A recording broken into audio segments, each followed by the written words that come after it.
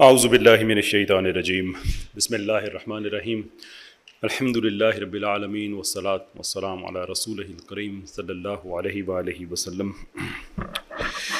اچھا بھائی، یہ ہے کہ اس فتنے کے دور میں آپ ہمیں بتائیں کہ مومن کی اصل طاقت کہاں سے آتی ہے۔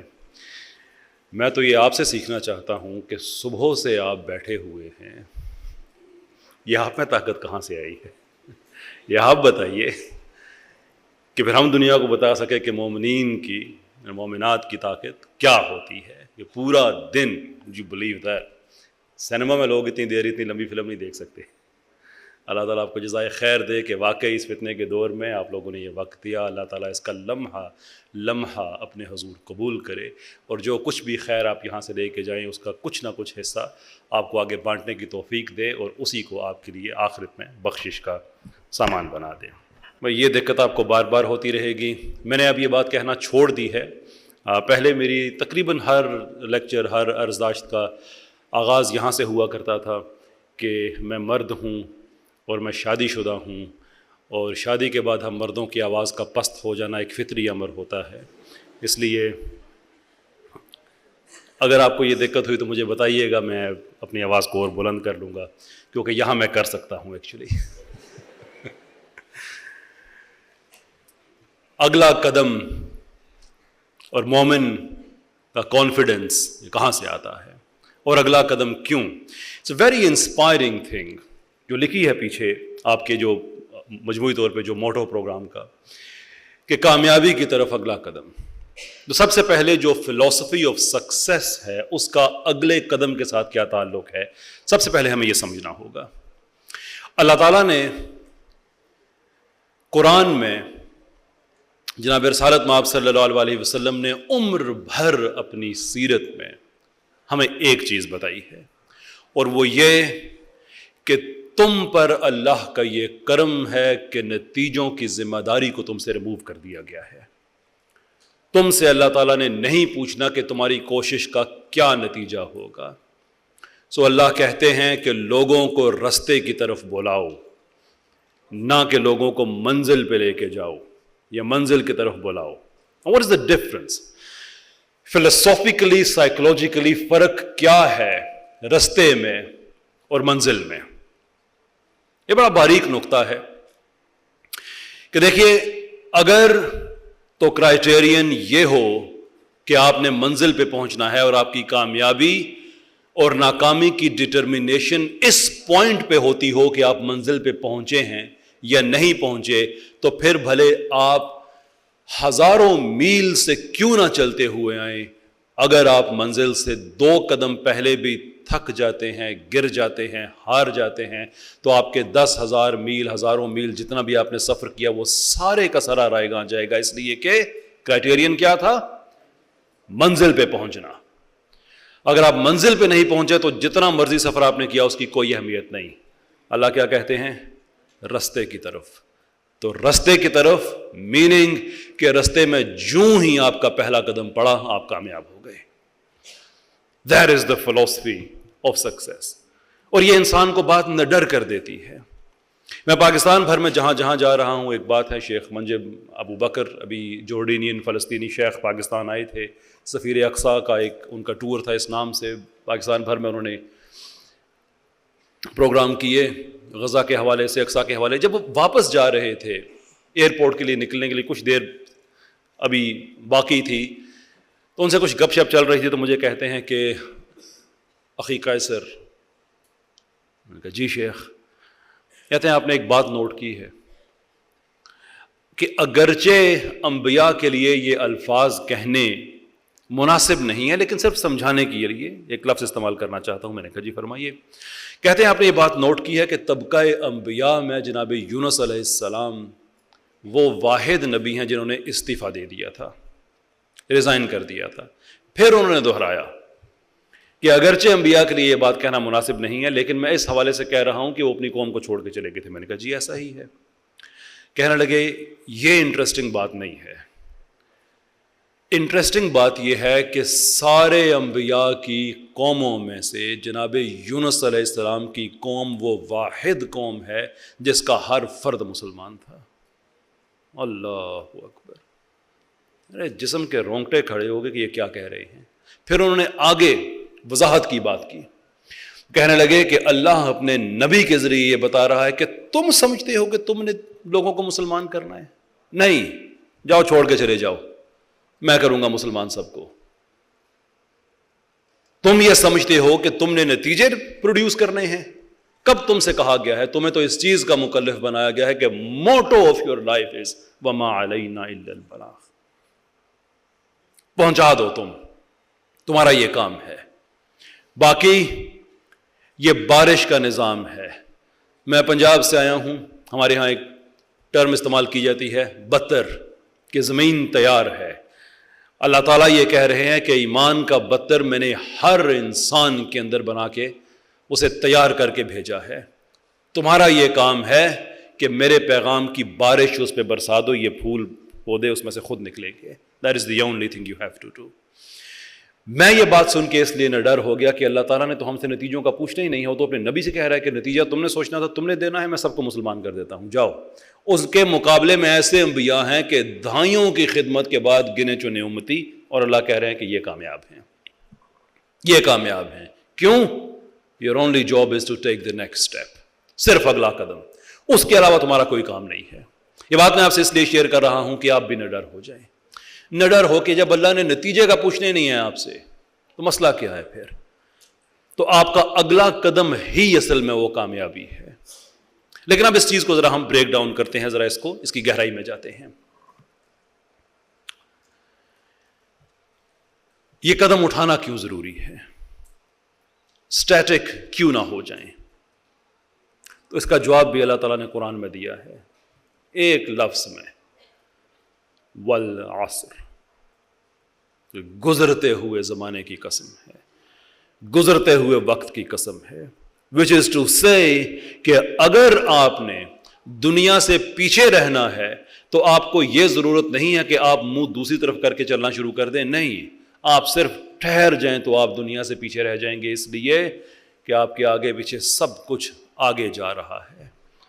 تو ہمارا کام پیچھے کیا بچتا ہے؟ اگلا قدم، اور پھر اس سے اگلا قدم، اور پھر اس سے اگلا قدم. ویری بیوٹیفل وے اقبال نے اس کو سمرائز کیا کہ سمجھتا ہے تو کہ راز ہے زندگی، فقط ذوق پرواز ہے زندگی.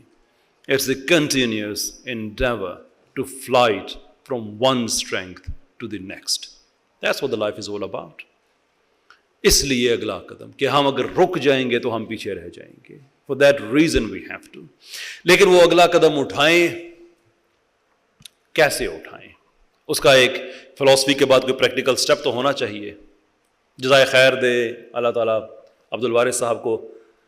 کل پرسوں یہ بات انہوں نے مجھے سمجھائی کہ سورہ حشر میں اللہ تعالیٰ کہتے ہیں کہ نہ ہو جانا ان لوگوں جیسے جنہوں نے اپنے رب کو بھلایا. تو اللہ تعالیٰ نے سزا کیا دی کہ اللہ نے ان کو اپنے آپ سے غافل کر دیا. What a painful punishment. کہ آپ in the grand scheme of universe exist کر رہے ہوں کارڈیو ویسکولر سسٹم کے ساتھ، انٹلیکٹ کے ساتھ. وہ انٹلیکٹ جس کو سامنے رکھ کے اللہ نے آپ کو فرشتوں پہ فوقیت دی کہ جب فرشتوں نے کہا کہ جو اس کو بنا رہا ہے لڑائی جھگڑا کرنے والا، فساد کرنے والا، تو اللہ نے کہا تمہیں نہیں پتا جو مجھے پتا ہے. پھر آدم کو تمام چیزوں کے نام سکھلایا. تمام چیزوں کے نام کرسی میز تو نہیں تھے، نام کا وہاں پہ ایک بڑا پرٹیکولر مطلب ہے. جیسے بایولوجی صرف ایک نام ہے، لیکن جب وہ کہتے ہیں بایولوجی تو ہمیں پتا ہے کہ علم حیاتیات کا جو عنوان ہے وہ یہ ہے، پورے علم کو ایمبوڈی کر رہا ہے یہ لفظ. جب ہم کہتے ہیں فزکس تو وہ ایک لفظ تو نہیں ہے، ہمیں پتا ہے کہ ایک پوری باڈی آف نالج کو اس کا یہ سرنامہ عنوان ہے یہ لفظ. تو تمام چیزوں کے نام سکھلا دیے، انٹلیکٹ دیا، علم دیا، اور پھر فرشتوں کے ساتھ ایک چھوٹا سا کمپیریزن کرایا تو فرشتوں نے پھر مانا کہ ہاں بھئی یہ انٹلیکٹ کی بیس پہ ہم سے بہتر ہے. So can you imagine the punishment کہ آپ اپنے کارڈیو ویسکولر سسٹم کے ساتھ، اپنے انٹلیکٹ کے ساتھ گرینڈ اسکیم آف یونیورس میں ایگزسٹ کر رہے ہیں اور آپ اپنے آپ سے غافل ہیں. اور میں نے یہ سزا دیکھی ہے، میں نے دیکھی ہے یہ سزا. فارمر آدمی ہوں، گھوڑے رکھنا ہماری فیملی کا ایک بڑا پرانا فیچر ہے. یہاں بھی گھوڑے رکھے. پھر فیملی میری زیادہ یو کے میں رہتی ہے تو وہاں پہ بھی ایک چھوٹا سا شغل لگا ہوا ہے، ایک فارم ہے. گھوڑے وغیرہ رکھے میرے بھائیوں نے، رائڈنگ کرتے ہیں اینڈ سو فورتھ. ہم نے بہت دفعہ دیکھا. اب ظاہر سے پتہ گھوڑے رکھے ہیں تو ان کو کوئی گھوڑا فارم میں نیا ایڈ کرنا ہے، پرانا ہے کوئی نکالنا ہے، یہ سلسلہ بھی ساتھ لگا رہتا ہے. تو بہت دفعہ ہوا کہ کوئی گھوڑا ہم نے خریدا تو جو گھوڑا بیچنے والا آیا وہ گھوڑے کی پوری پیڈگری کے ساتھ وہ گھوڑے بکتے ہیں، تو اس نے پوری پیڈگری دی کہ اس گھوڑے کا باپ کون تھا، اس نے کیا کچھ جیتا ہوا ہے، اس گھوڑے کے باپ کا باپ کون تھا، اور اس گھوڑے کی باپ کی ماں کون تھی، وہ کس نسل سے ہے، اور پھر اس گھوڑے کی ماں کس نسل سے ہے، اس کی ماں کا باپ کون ہے، اس کی ماں کون ہے، ان کی نسل، ان کی اچیومنٹ، وہ سارے کا سارا ایک ڈاکومنٹڈ ریکارڈ کی صورت میں پوری پیڈگری گھوڑا بیچتے وقت، گھوڑا ہمیں دیتے وقت وہ ساری کی ساری ہمیں دے رہا ہے. کون؟ جسے خود اپنے باپ کا نہیں پتا. دس از دا پنشمنٹ. میں مذاق میں کسی کو میں گالی نہیں دے رہا، باخدا وہاں پہ عام لوگ کہتے ہیں نہیں پتا باپ کا کون ہے. If you think about the depth and the profoundness of this punishment کہ تم جو جانور بیچنے آئے ہو اس کے آباء و اجداد کا تمہیں دونوں طرف سے پتا ہے اور تمہیں اپنے باپ کا نہیں پتا. That is the punishment when you forget, because Allah causes you to forget yourself, because you have chosen to forget Allah subhanahu wa ta'ala. تو اگلا قدم جو ہے اس کا تعلق جو مجھے عبد الوارث صاحب نے بات سمجھائی تھی کہ وہ جو اقبال کا فلسفہ خودی ہے وہ اس آیت پہ ہے بقول اقبال کے کہ میں خودی پہ اس لیے اتنی بات کرتا ہوں کہ اللہ کہتا ہے کہ یور خودی از یور روٹ، یہ پاتھ وے ہے تمہارا کامیابی کی طرف، یعنی کہ مجھ تک آنے کے لیے. مجھے بھلاؤ گے تو میں یہ روٹ ختم کر دوں گا. That's a disconnect. جیسے سورہ زمر میں اللہ تعالیٰ نے کہا نا کہ ہدایت کا رستہ بند ہوتا ہے کس کے لیے؟ جو کولن جھوٹا اور عملن کافر ہو. کولن جھوٹا کون؟ جھوٹا مس انفارم نہیں، جھوٹا وہ جسے سچ پتا ہے لیکن چھپائے. اعتقادن کافر کون؟ اب کافر کون ہوتا ہے؟ وہ نہیں جو مس انفارمڈ ہوتا، جو چھپاتا ہے. اگین میں کسان ہوں، میں اپنی بات کر سکتا ہوں. کسانوں کو بھی کافر کہا جاتا ہے کہ بیج کو زمین میں چھپاتے ہیں. ایک ٹرم استعمال کی جاتی ہے کہ حقیقت پتہ ہونے کے باوجود. تو انسان کی زندگی میں دو چیزیں موسٹ امپورٹنٹ کیا ہیں؟ اس کا قول اور اس کا فعل اس کا. تو اللہ تعالیٰ کہتے ہیں کہ یہ دونوں چیزوں میں سے کوئی ایک در بھی کھلا رکھو گے تو ہدایت کا دروازہ تم پہ بند نہیں ہوگا. جب دونوں ہی بند کرو گے تم تو وہ پھر ساکٹ پیچھے سے سوئچ کھینچ لیا جائے گا. That is the idea. جو اگلے قدم کی بات کر رہے ہیں کہ it is all about your خودی، وہ رستہ ہے، اگلا قدم آپ کا رستہ ہے، آپ کی خودی. لیکن خودی کیسی؟ میں نے اقبال کا ذکر کیا تو اقبال نے ہی بتایا کہ وہ اگلا قدم انسان کا کس طرح کا ہے اور خودی اس کی کیسی ہونی چاہیے. وہ کہتے ہیں کہ زندگانی ہے صدف اور قطرۂ نیساں ہے خودی. وہ صدف کیا کہ جو قطرے کو گوہر کر نہ سکے، ہو اگر خود نگرو خود گرو خود گیر خودی، تو یہ بھی ممکن ہے کہ تو موت سے بھی مر نہ سکے. امپورٹنٹ کوالٹیز خودی کی کہ زندگانی ہے صدف، قطرۂ نیساں ہے خودی. کہ زندگی آپ کی ایک سیپ کی طرح ہے اور اس میں جو خودی ہے وہ ایک رو مٹیریل کی طرح ہے، قطرۂ نیساں کی طرح ہے، بارش کے اس قطرے کی طرح ہے جو سیپ میں جا کے موتی بنتا ہے. یعنی کہ آپ کو خودی کے رو انگریڈینٹس دیے گئے ہیں، اس کی ڈش کو آپ نے خود بنانا ہے اپنی زندگی سے. اور زندگی کی سکسیس کا کرائٹیرین کیا ہے کہ وہ زندگی، یعنی وہ زندگی ہے ہی کیا؟ وہ زندگی کیا جو قطرے کو گوہر کر نہ سکے، اس پانی کے اس رو انگریڈینٹ خودی جسے وہ پریکٹیکلٹی میں لا کے اگر خودی کو کمپلیٹ نہ کر سکے تو اس زندگی کا فائدہ ہی کیا ہے؟ That is the utmost test of your life. اور پھر آگے بتاتے ہیں کہ ہو اگر خود نگرو خود گرو خود گیر خودی. تین کوالٹیز کہ خودی ہما گیر بھی ہو، خودی سیلف سسٹینڈ بھی ہو، اور خودی ایسی ہو جو کسی اور چیز پہ ڈیپینڈ بھی نہ کرتی ہو، پریشر میں آ کے کرمبل نہ کر جاتی ہو. میں پنجاب سے آیا ہوں تو مجھے اجازت دیں میں اگر اس میں تھوڑا سا ایک پنجابی کا بھی ایک ٹچ ایڈ کر سکوں آپ کی اجازت سے. یہ بلے شاہ صاحب کہتے ہیں, میاں محمد بخش صاحب, یہ پھنس گئی جان شکنجے اندر. یہ جان جو ہے نا یہ شکنجے کے اندر آتی ہے. کب آتی ہے؟ جدوں آیا بیلن وچ گنا, رو نو کہ ہن روے محمد, ہن روے تے منا. اوئے ہوئے, یہ گنا جو ہوتا ہے نا, گنا, اس کی ساری اکڑ اس کے رس کی وجہ سے ہوتی ہے. تو کہتے ہیں بڑا اکڑا ہوا ہے نا, تو اس کو اس مشین میں ڈالو جس سے اس کا رس نکلتا ہے. رو نو کہ, رو گنے کے رس کو کہتے ہیں پنجابی میں, رو نو کہ ہن روے محمد. اب اس کی اکڑ کو کہو ذرا رہے کہ ہن روے تے منا. اگر اب رہتی ہے, جب اس پہ پریشر آیا تو پھر مانتے ہیں کہ واقعی اس کی جو خودی تھی وہ خود نگر تھی, خود گر تھی, خود گیر تھی, ادروائز کوئی فائدہ نہیں ہے. تو صرف خودی نہیں بلکہ خودی ود اس اسینشل کوالٹیز, وہ آپ کو چاہیے. جب وہ ہوگی تو پھر آپ چیزوں سے ٹرانسینڈ کر جاتے ہیں. پھر زندگی موت کوئی پھر یہ چیزیں میٹر نہیں کرتی پھر, کہ وہ ہے اصل کامیابی, وہ ہے آپ کی خودی جو آپ کو انکریج کرتی ہے کہ آپ اگلا قدم اٹھائیں. لیکن اس کے بعد پھر اگلا قدم اٹھانے کے لیے بھی آپ کو کچھ اور اسینشل چیزیں چاہیے ہوتی ہیں. مثال کے طور پہ آپ کو 3 چیزوں کا جو فریم ورک بنتے ہیں وہ 3 چیزوں پہ بنتے ہیں جو فالو کیے جانے والے ہوتے ہیں. ایک تھیوری ہوتی ہے, ایک پریکٹس, اور ایک چیک اینڈ بیلنس. تو اگلا قدم اٹھانے کے لیے سہولت کاری کے طور پہ اسلام نے ہمیں یہ تینوں چیزیں دیں. قرآن کی صورت میں ہمیں اس کا تھیوریٹیکل فریم ورک دیا, سیرت کے طور پہ ہمیں ایک پریکٹیکل ڈیمونسٹریشن دیا, اور جزا اور سزا کا تصور, بہشت کا اور دوزخ کا تصور دے کے چیک اینڈ بیلنس بھی, کہ ہمیں تمہیں پتہ چل گیا ہے ان تھیوری کہ یہ چیز ٹھیک ہے, یہ غلط ہے, اس کی ڈیمونسٹریشن دیکھنی ہے, سیرت کو دیکھ لو. اب دونوں انفارمیشن تمہارے پاس آ گئی ہے, اب کرنا ہے تم نے. اور چیک اینڈ بیلنس یہ ہے کہ یہ کرو گے تو ثواب ہے, یہ کرو گے تو عذاب ہے. یہ بات بھی کلیئر ہوگی. لیکن وہ جو ڈیمونسٹریشن ہے وہ انبیاء نے تو چیف لیول پہ جا کے دی ہیں, ان کے ساتھ اور لوگ ہیں جو ہر طرح کی زندگی گزارتے ہیں, وہ آپ کے رول ماڈلز بنتے ہیں. یہ اگلا قدم اٹھانا ہے تو ہم دیکھیں کہ انہوں نے کیا کیا تھا, اگلا قدم کیسے اٹھایا تھا. اس کے لیے جو رول ماڈلز ہیں, اب ہمارے پاس آپشنز آ جاتے ہیں 2. یہاں پہ میں آپ کو معافی چاہتا ہوں, تھوڑا سا بور کروں گا, اور آپ میں سے جو سوچ رہے ہیں نا کہ اچھا ابھی تک آپ نہیں کر رہے تھے, ہاں جی نہیں کر رہا تھا, وہ اب کرنے لگا ہوں. کہ خودی کا کانسیپٹ یہ انسان میں نیا نہیں ہے, پرانا کانسیپٹ ہے.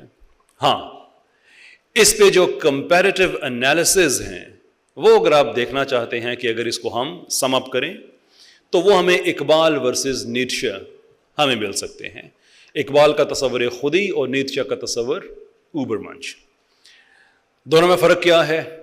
وہ اتنا ہی فرق ہے جتنا اسینشلزم اور ایگزسٹینشلزم میں ہے. اسینشلزم کیا ہے؟ اسینشلزم ہے کہ آپ کے وجود کا مقصد آپ کے وجود سے پہلے ہے, اور ایگزسٹینشلزم یہ ہے کہ آپ کا وجود پہلے آتا ہے, مقصد جو مرضی آپ چن لو, جو مرضی کرو. پوری ویسٹرن جتنی بھی سیکولرائزیشن کا آئیڈیا ہے, لبرلزم کا آئیڈیا ہے, انڈیویجولزم کا آئیڈیا ہے, وہ ایگزسٹینشلزم پہ کھڑا ہے کہ میری زندگی میری مرضی, میں جو مرضی کروں, میں اپنا مقصد طے کروں. اور قرآن کیا کہتا ہے؟ سورہ مومنون آخری آیات, ایک آیت 2 ریٹوریکل کوسچنز, کہ کیا تم یہ سمجھتے ہو کہ تمہیں بغیر مقصد کے بنایا گیا, اور یہ کہ تم نے لوٹ کے میری طرف نہیں آنا. ریٹوریکل کوسچنز یاد رکھیں, ریٹوریکل کوسچن نہیں ہوتا. ریٹوریکل کوسچن اصل میں اسٹیٹمنٹ ہوتی ہے جسے سوال کی صورت میں فریم کیا جاتا ہے کہ سننے والے کو سوچنے کا موقع مل جائے, وہ سوچے کہ کیا واقعی مجھے بغیر مقصد کے پیدا کیا ہے. تو اقبال کی خودی ہے اسینشلزم پہ, نیٹشے کی خودی ہے ایگزسٹینشلزم پہ. ایگزسٹینشلزم نے آپ کے سامنے رول ماڈلز کھڑے کیے ہیں. کون؟ یہ جو ہمارے مارول کے ہیرو ہیں, ایکچولی یہ اوبرمنش یا اوورمین نیٹشے کا جو کانسیپٹ تھا یہ اس کی ایک مٹیریلسٹک انٹرپریٹیشن ہے. ایون ڈی سی کے بھی, جیسے سپرمین یا آئرن مین, اب اس میں ڈی سی اور مارول میں دونوں کی بات کر رہا ہوں. ان لوگوں کے کیا فیچرز ہیں؟ ان کے فیچرز یہ ہیں کہ ان کو درد نہیں ہوتا, زخم جلدی بھر جاتا ہے, اڑ سکتے ہیں, وغیرہ وغیرہ وغیرہ. عام انسانوں والی کوالٹی کوئی نہیں ہے. اب یہ بڑے مزے کی بات ہے. سپر مین کے فیچرز مجھے دے دو تو میں بھی سپر مین بن جاؤں گا. سپر مین میں کیا خاص بات ہے؟ بھائی کیپٹن امریکہ کے فیچرز مجھے دے دو, میں بھی بن جاؤں گا کیپٹن پاکستان. کیا خاص بات ہے اس میں بھائی؟ وہ فیچرز ہیں نا, لگا دو کسی میں بھی. یہ ہے ایگزسٹینشلسٹ رول ماڈل. اور جو ایگزسٹینشلسٹ رول ماڈل ہیں وہ بتاتے ہیں کہ اگلا قدم آپ نے کیسے لینا ہے. مصنوعی فیچر ساتھ لگا کے نہیں, تپتی ہوئی ریت پہ, تپتے ہوئے پتھر پہ غلام ہو کے, بلال تمہارا نام ہے, اوپر سے مار رہے ہیں اور کہہ رہے ہیں کہ اب کرو انکار, تو آگے سے کہتے ہیں احدن احد. کوئی کیپٹن امریکہ والا فیچر نہیں ہے, کوئی سپر مین والا فیچر نہیں ہے, لیکن ہمیں بتا رہا ہے کہ اگلا قدم لینا ہے تو کیسے لینا ہے. یہ تمہارا رول ماڈل ہے. رول ماڈل ہے کہ فائنینشل اعتبار سے جو بدترین طبقہ ہے, یعنی کہ پسا ہوا طبقہ, کہ جناب رسالت آپ صلی اللہ علیہ وسلم کے ساتھ کچھ صحابہ تھے جو ویل آف تھے, جیسے حضرت ابوبکر صدیق رضی اللہ تعالیٰ عنہ ہو گئے, لیکن وہ بھی سوشلی اتنے کمزور کر دیے گئے کہ ان کو ہجرت کرنی پڑی. طاقتور بندہ ہجرت نہیں کرتا, اپنے شہر میں رک کے دکھاتا ہے کہ جو بگاڑنا ہے بگاڑ لو. نہیں, مجبور کیا گیا, چرواہوں کو مجبور کیا گیا, غلاموں کو مجبور کیا گیا, ایون جو دولت مند تھے ان کو مجبور کیا گیا کہ کرو ہجرت. اور بدر میں ان لوگوں کے سامنے لا کھڑا کیا جنہوں نے ان کو مجبور کیا تھا. تو قدرت کیا دکھا رہی ہے کہ اگلا قدم اٹھانے والے اگر رول ماڈلز چاہیے تو وہ ہیں کہ جن کو مجبور کر کے شہر سے باہر نکال دیا جائے بغیر کسی فیچر کے, وہ پھر بھی اٹھ کے کھڑے ہوں اور بتائیں ہم نے اگلا قدم لینا ہے. کوئی ہمارے پاس مٹیریلسٹک فیچرز نہیں ہیں, نہ اڑنے کی صلاحیت ہے, نہ درد جلدی ختم ہونے کی صلاحیت ہے, نہ ہی ہم بلٹ پروف جسم رکھتے ہیں, نہیں. لیکن ہم تمہیں بتائیں گے کہ اگلا قدم کیسے اٹھایا جاتا ہے. تو اگلا قدم اگر اٹھانا ہے تو اپنے رول ماڈلز طے کرنے کے وہ کون ہیں. رول ماڈل کی بڑی اہمیت ہوتی ہے سوسائٹی میں. یہ جو ہماری یہ جو کاسمیٹکس, ایستھیٹک بیوٹی, یہ جو انڈسٹری ہے, یہ رول ماڈلز کریٹ کرتی ہے کہ اس کے ذریعے آپ کریم خریدیں گے, پاؤڈر خریدیں گے, اینڈ سو فورتھ, لوشنز جو بھی ہے, کیونکہ رول ماڈلز کو ان کی اہمیت کا پتہ ہے, اینڈ they impress you. لیکن جس دن آپ کا رول ماڈل بن جاتا ہے وہ بلال جو تپتی ہوئی ریت میں گرم پتھر کے نیچے بھی رہ کے کہتا ہے کہ بھئی اللہ ایک ہے, جس دن وہ حسین ابن علی بن جاتا ہے جو آپ کا رول ماڈل کیپٹن امریکہ نہیں بلکہ صحرائے کربلا میں ایک بے گور و کفن لاش جس دن آپ کی رول ماڈل بنتی ہے, آپ کو پتا چلتا ہے کہ اگلا قدم کیسے اٹھانا ہے. Because that is how you do it. Feature تو کسی کو بھی لگا دو, اگلا قدم نہیں اٹھائے گا تو کیا کرے گا؟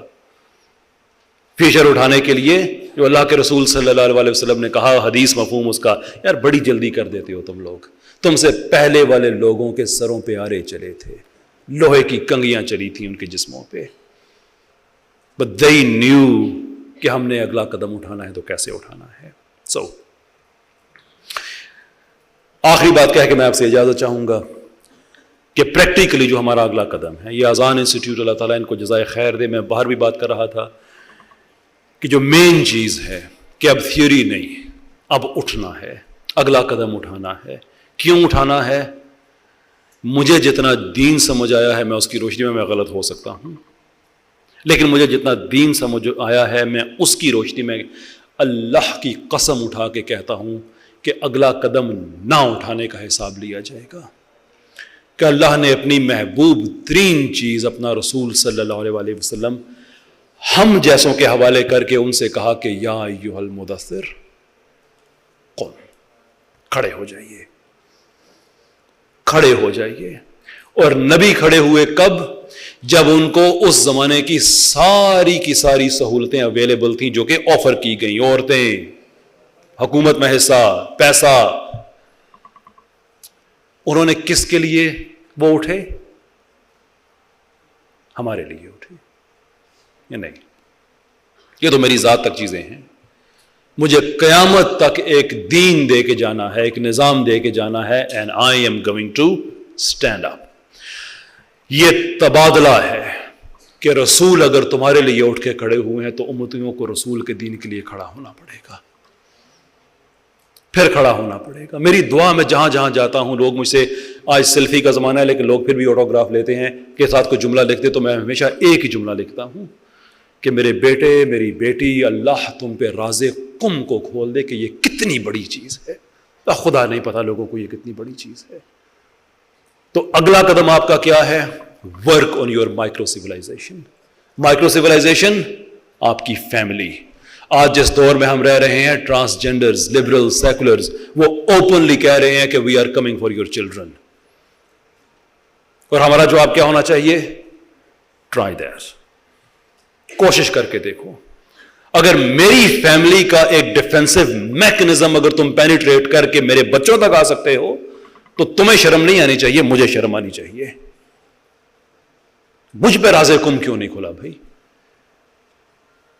تو جو پہلا قدم ہے ہمارا, اپنی مائکرو سیولائزیشن, اپنی فیملیز کو جا کے اس طرح سے کنیکٹ کریں دین کے ساتھ کہ ان کو پتا ہو کہ یہ نماز روزہ یہ تو انٹری پوائنٹس ہیں, یہ تو کسی اور چیز کے لیے ہے.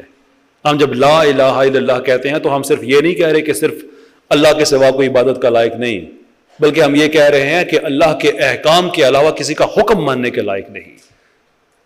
یہ صرف یہ تو نہیں ہے کہ توحید اللہ کی کہہ دی اور اس کے بعد پھر جہاں مرضی جو اس کو مرضی مان لو, فلاں کی فنڈنگ کے لیے دین بیچ دو, فلاں کے لیے یہ کر دو. جتنا آج ہماری لوگ ہمیں بتاتے ہیں, سیاست میں بیٹھے ہمارے, میں بہت زیادہ اس پہ بات نہیں کرنا چاہتا, فلاں قانون چینج کر دیا تو فنڈنگ رک جائے گی, وہ یہی شرک ہے.